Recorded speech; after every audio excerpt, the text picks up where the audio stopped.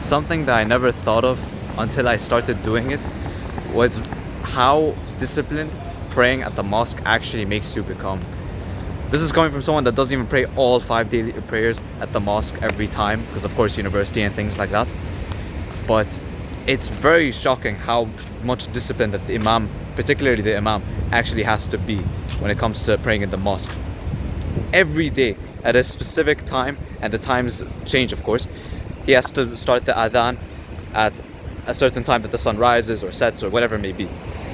And no matter whether it's 25 minutes, 20 minutes, he has to come and start the iqamah and actually begin the prayer.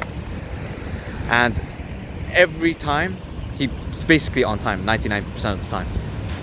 And it's very intriguing how, especially the people that come on time every time, or almost every prayer, are always at the front, and obviously the people that come later would be at the farther back of the mosque.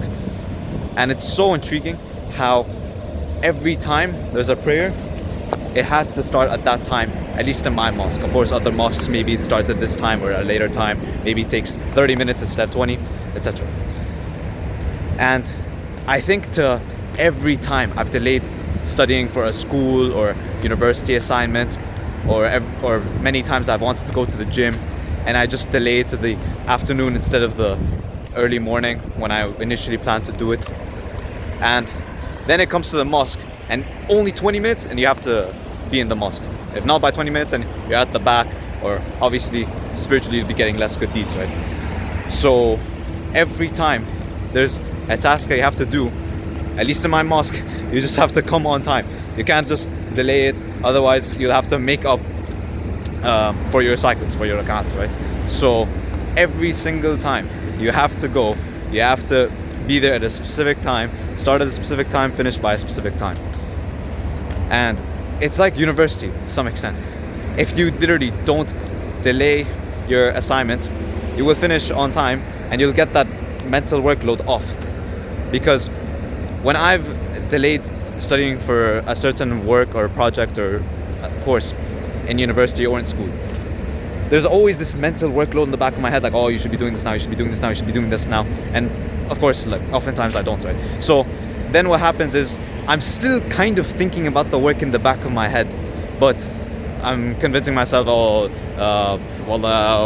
YouTube is more important, finish it, or I'll eat something, for the bulk, So then what happens is, okay, I still have time, I'm not going to delay it literally to the day of the assignment or the day of work, right? Like virtually every exam in school, thank God, I had to study right before the exam by, a day, a few days, not literally the day of, right? So it's not like, oh yeah, okay, I'm just gonna make sure that I study 2 seconds before my exam, like, oh, what's his answer, no, that's not the case, right? But it's very intriguing how when it comes to the prayer, you have to do it by this time, and it's extremely rewarding how it's just done with and, finish, you just finish the prayer and now you can focus on something else until obviously the next prayer comes, right? So it's very, very, very nice for me.